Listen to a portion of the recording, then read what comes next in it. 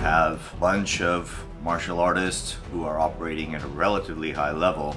We scour every inch of the tool that we are either making, designing, or reviewing in my case, and we scour every inch because we understand that in martial arts, it is a game of inches. You win or lose simply because your hand was here versus here. Taking a look at the Compact Multo Tomahawk. Since it is a compact tomahawk, the only real comparative analysis I can make in terms of how does it perform and why it's designed a certain way is the Sayoc Winkler R&D tomahawk. We're going to get to the design aspects and how we move with it. First design, if you just take a look at it, that compact, you can already see what's happening with these two. First glance, clearly this is a little longer, and frankly, it's a little heavier and maybe a little unwieldy.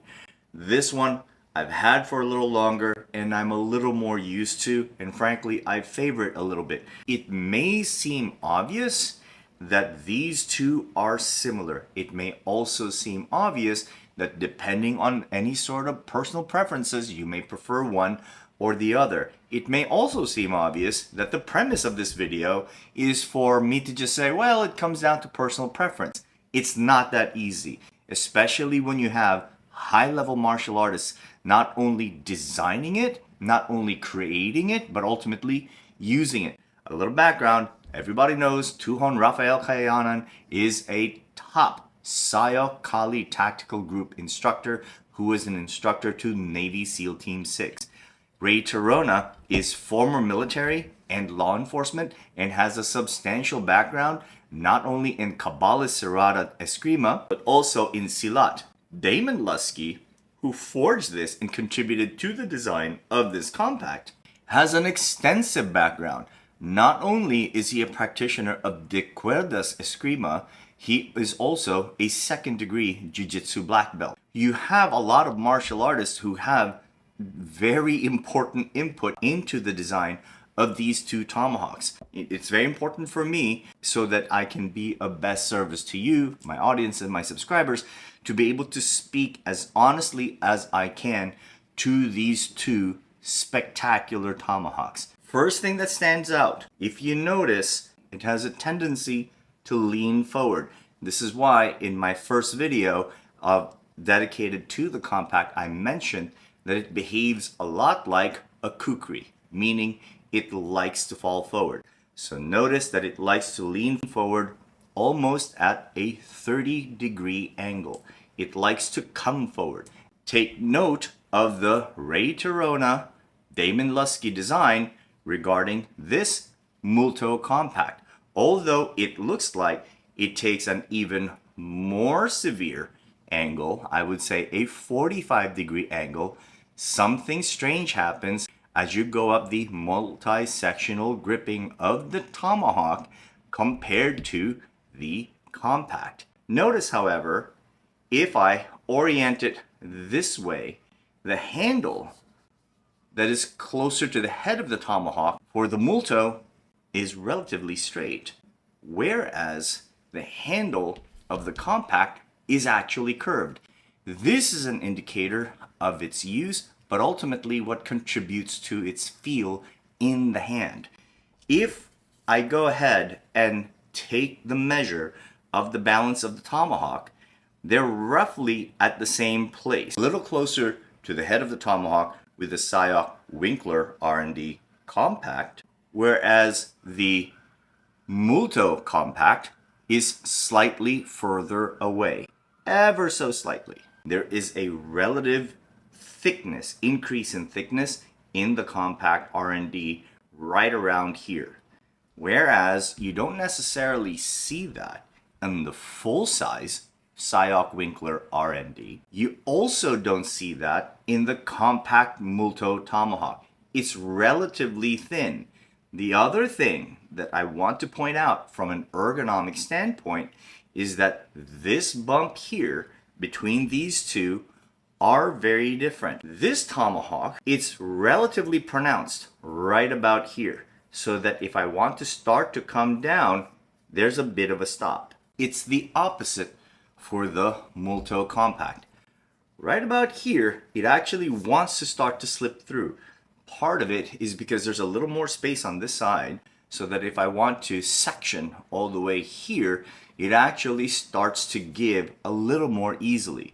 So these are my conclusions based off of moving with the Multo Compact and the R&D Compact. Because the weight of the Multo Tomahawk is relatively farther away from the head versus the balance of the compact Sayoc Winkler R&D, which is closer to the head, what this tells me as a practitioner, this one prefers that you stay slightly in the mid to long ranges versus the compact that actually encourages you to go from here to here and do some fine work, or from here to here and do some karambit work, simply because of the balance in the field. The best way I can describe it is when I hold this compact R&D Tomahawk and I hold it in this portion, which is the mid grip, and I start to let it drop. As I start to let it drop, my immediate feel, look at the design of it, you see how the head of this is here?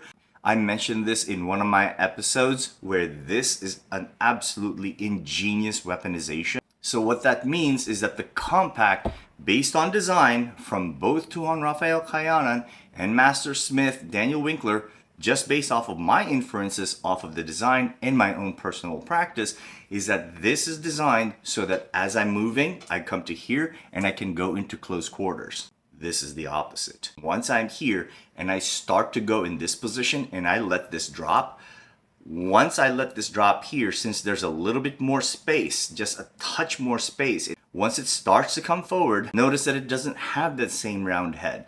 It has this sharpened point. So what it wants to do, once I drop this forward, see how it doesn't completely tip forward to impact? The same exact way that this tips forward and wants to impact, catch, and then take over the entire anatomy. As it falls forward, wants to fall forward only to retract back as a long-range tool.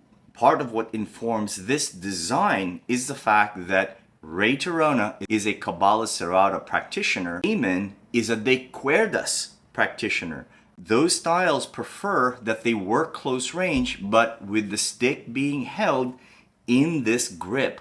So in Cabala Cerrada, there's a lot of checking that comes in, but it is held on this end. But it is the same thing with DeCuerdas, where this type of guard is what you tend to find, where you can angle right across and angle right across, so that you're using this as a pivot point for the rest of the tomahawk. There's a reason why this tomahawk is not only balanced this way, but there's also a reason why it doesn't have the same distal taper towards the end of the handle, because this is designed so that when you are in close quarter combat, you move right in and hold it as if it is a knife. So you can go ahead and control and use the karambit features of this tomahawk.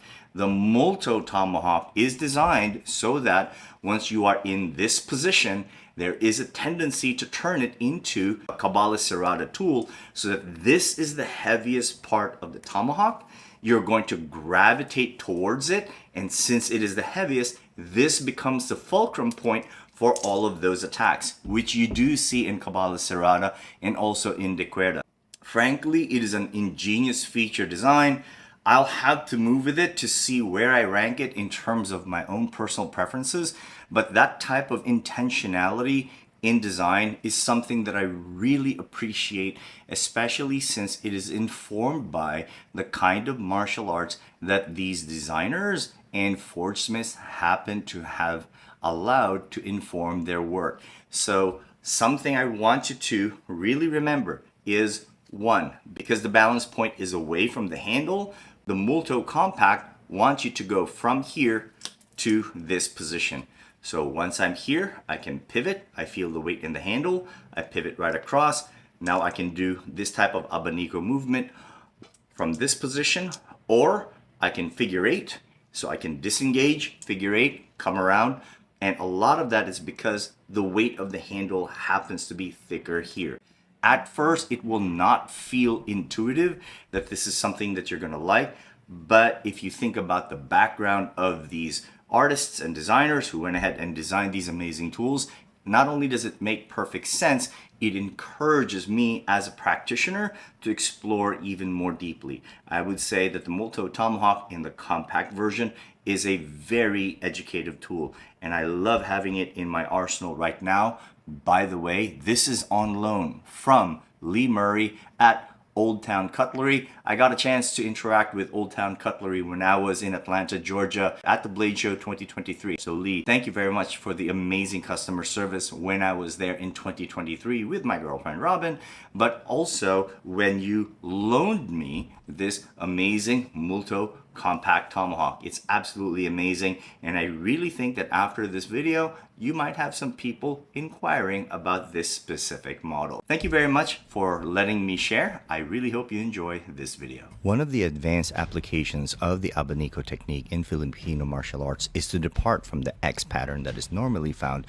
and move towards the clock orientation, where we imagine a clock in front of us and the 3 o'clock position is going to be to our right, 12 o'clock is going to be on the forehead, and 9 o'clock is going to be to the left. For this video, we're going to be using primarily the 3 o'clock and 9 o'clock positions for anatomical indexing of the Multo Tomahawk, because that's where a lot of our posting is going to be coming from. So this is a distinct departure from the X pattern of FMA. So strikes where there are handoffs to the left side, specifically with the karambit orientation, that's going to be coming from the 9 o'clock position. This is an important orientation because this sets up the karambit as we hand it off to the left side. So this is considered 9 o'clock. Then as we hand it off to the right, we're going to post from 3 o'clock. So using an abanico pattern, but also using dulo sa dulo and kabilaan combined, where we switch off and use the ghost tomahawk in a manner as if it's a short stick. This allows us to vary our attacks. The pistol gripping is going to be relegated to the 12 o'clock position, although you will see variations in grip and positioning for the 12 o'clock attacks from time to time. The majority of the attacks are going to be with the tip of the tomahawk because this ensures that steel leads flesh. So when you see it from a particular angle, you will see that the hand is substantially behind the tip of the tomahawk. When you see the angulation, it is intelligently designed as such so that the hand is always protected by the tip of the tomahawk. So as we aggressively go in, once we are in close quarters, we can start to use some of those attacks we were talking about from 3 o'clock and 9 o'clock posting. Notice that this type of abanico allows us to use center line as a type of pivot point so that we can fire from either the 3 o'clock or 9 o'clock orientation while occupying center line. This allows us to be very aggressive when it comes to the use of the tomahawk in not only occupying but ultimately crashing the line. We like to use the 9 o'clock posting primarily for the karambit handoff, but again, when we are doing that, we are still using occupation of center line, but using the 3 o'clock, 9 o'clock posting so that we can still pressure center line as we enter. That is a very important detail, that we are not using the abanico technique so that we can simply start to use it for multi-angular attacks. This type of orientation using the dulo to sadulo curriculum allows me to pressure center line with the tomahawk while using 3 o'clock and 9 o'clock posting. One of the key features of the modern application of dulo sa dulo specific to the Compact Multo Tomahawk is that it becomes the movement paradigm to ensure that the tomahawk can also function as a secondary tool while the right hand can have another primary tool. It could be a firearm, but it could also be a flashlight. So then you can use this basically as a primary and secondary weapon setup. Whether the secondary is a tomahawk and your primary is any weapon of your choice, it is really completely up to you. I really hope you enjoyed this video. Thank you for allowing me to share. Stick around, stay tuned, more videos to come.